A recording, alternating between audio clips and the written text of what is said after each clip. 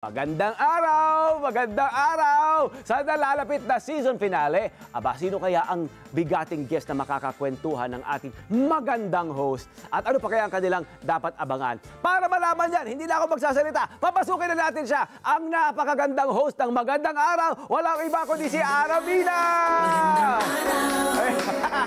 Automatic. Automatic yun eh. Magandang araw!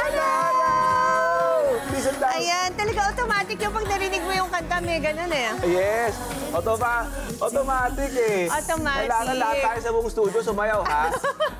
My friend, good morning. Bati ka naman sa ating isa yung mga fans. Good morning sa inyong lahat. Siyempre, magandang araw sa inyong lahat. Salamat sa paggising na maaga. Magandang araw. Yes, alive na alive ako gantong oras. Oh, very good. Morning person ka naman kasi. Minsan. Minsan, pag maaga ang call time. Ayaw, kaya naman. Sanay na sanay kayo naman.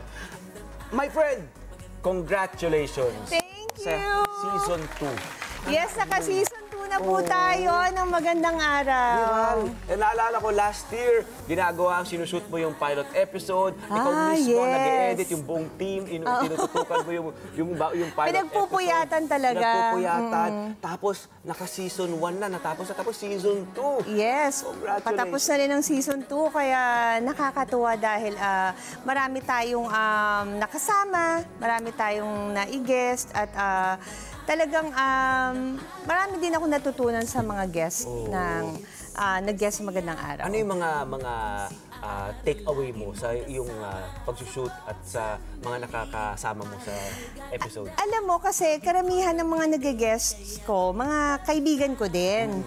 So, eto yung mga... Matagal na kami magkakaibigan, pero hindi ko to natatanong sa kanila eh. Yung mga... Marami pa akong hindi alam sa story nila. So, doon ko nalalaman dito sa show na to.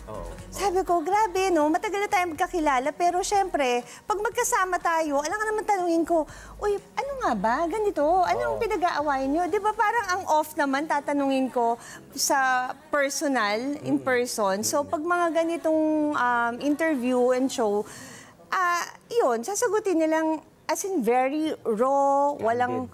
Candid, walang kaplastikan. Parang nagkukwentuhan lang kami. Oo. Kasi meron kang, dun sa isang review na basa ko, meron kang quality na very rare sa mga host. Yung mga, sa mga gumagawa ng ganitong programa. Yung naturally, nag-open up sila sa'yo. Nag-open up sila sa'yo. Yun ang gusto ng mga manonood, di ba? Yung maging totoo yung napapanood rin, yung kanilang mga pinapanood na artista. I guess siguro kaya hindi sila naiilang sa akin dahil alam nilang kapwa-artista ko.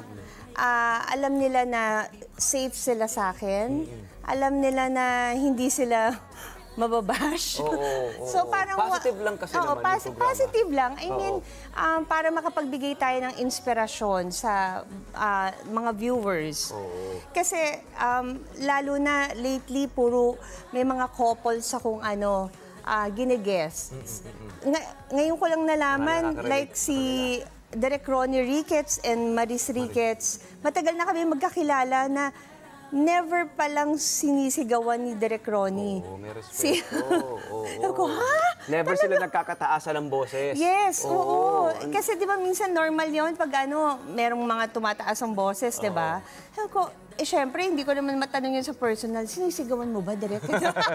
Pero naturally, nag-open up sila. Nag-share sila, ano? Yun ang magandang nagpo-flow na yung nila, kwento nila.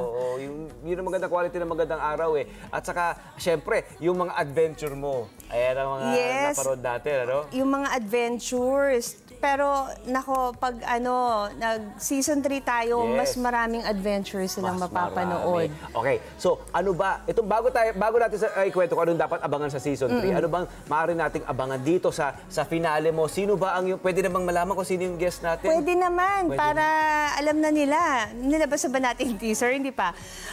Ang guest po natin, ang couple na si Bernadette Allison and Gary Estrada.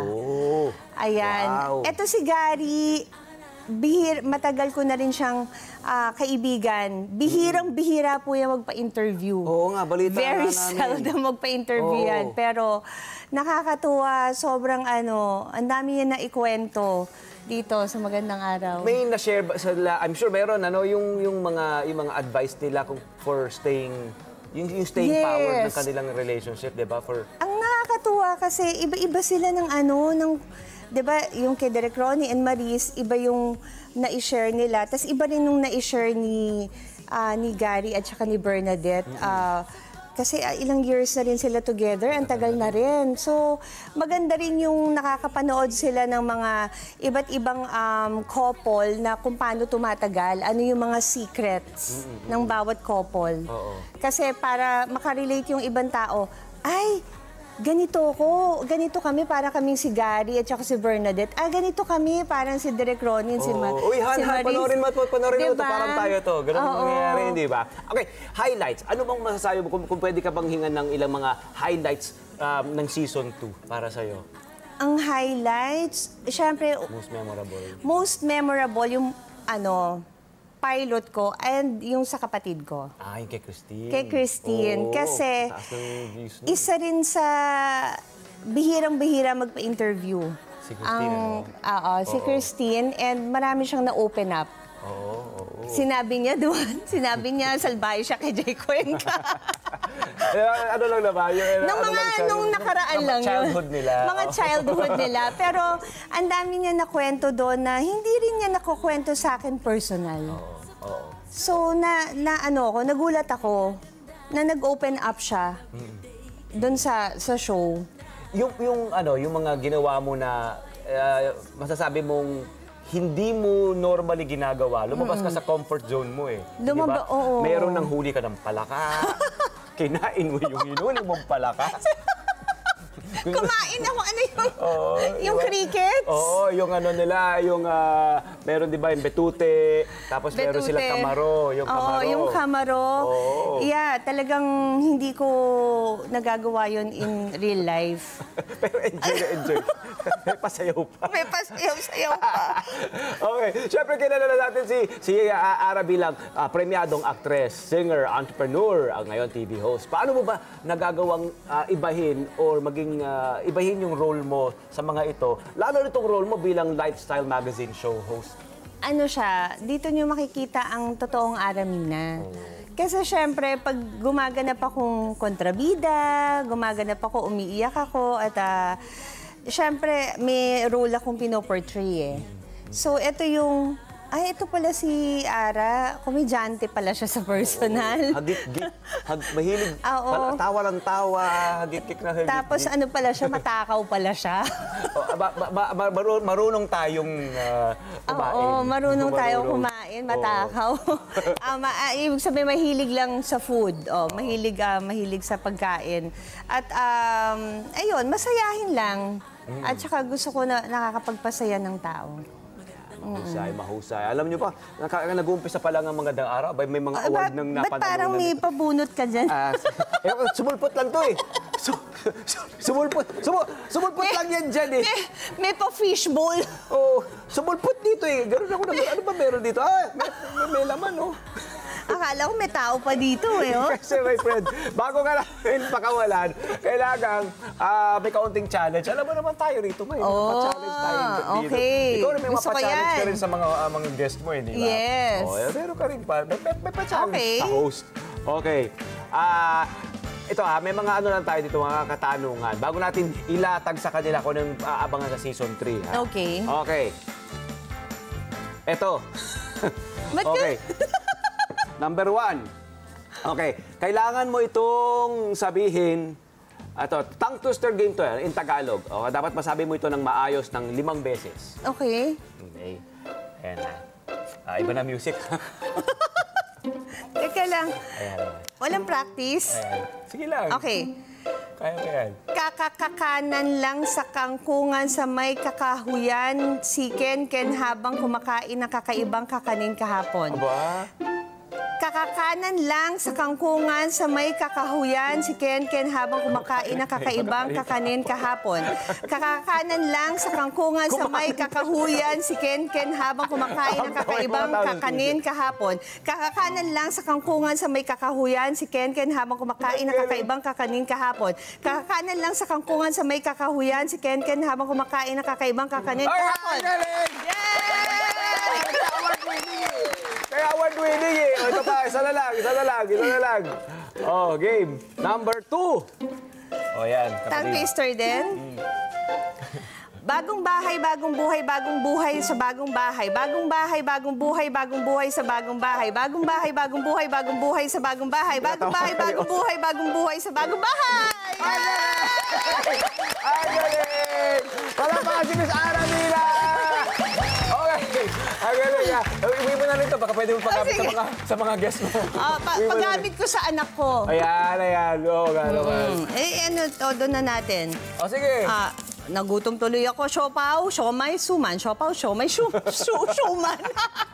Suman. Gusto ko yung syuman. Bago yun pinagsama kong siopaw at suman. Ayan, nagtanim. Ang mananatim. Ang hirap. Palakpakan natin sa Alameda Studio, Pilipinas! Ang galing. Okay, my friend. Anong plano natin sa next season? Nako, sa next season, mas maraming adventures. Tapos, yun nga, hindi pa rin mawawala yung mas mag-open up yung mga guests. Mga artista And friends natin meron din dyan. tayong mga paggagandahin ng araw. Magle-level up na? Oo, magle-level up na. Kailangan mag-level up na. Oo, yun Oo, eh. kasi kaya nga magandang araw, dapat may pagandahin tayo ng araw. Kailangan gumanda ang araw nila. Yun. Abangan natin yan, my friend. Abangan natin yan, ha? At saka maraming salamat sa 2 seasons na binigay mo sa atin. Naku, sa maraming ating mga salamat kababayan. sa inyo. Sa Net25, grabe. Kaya nga, di ba, sabi ko, it's my dream come true na magkaroon ng ganitong show. And I'm very proud na andito ako sa Net25. And natutuwa ako kasi pag, everywhere I go, magandang araw. Gumagano sila. Oo, trending siya. Gumagano sila, magandang araw. Ang taas ng views. Thank you, Nakakatawa. thank Ang dami mo you. napapasaya. Ang dami mong araw na napakaganda. Salamat. Keep on inspiring, my friend. Salamat. Ayusin na. Huwag kayong mag-alala dahil sa pagbabalik ng magandang araw, level up na. Yes, level up na tayo. Palakpakan natin. Miss Aramida! Kailangan sumayaw tayo. Oo nga. One last, dito tayo, my friend. Dito tayo Kailangan harap. daw level up na yung sayaw. Oo, Ayan ha. Umangat na yung pantalon ko. Paano Dapat yan? kailangan daw mga ganun na. Yung choreo. Ganun na daw yung choreo. Baka matulog ka sa carpet, ha? Ayan, mga ganun, 25. Palapakan si Alice Aramida. Ayan lang. Abangan na magandang araw. Every Saturday po yan. Alas 3 hanggang alas 4 ng hapon. Dito lang sa Net 25. Okay. Up next, hashtag every Yummy Wednesday na dahil traditional at authentic hotspot ang ating matitikman sa pagbabalik ng Love Tony Pet. Aramina and everything!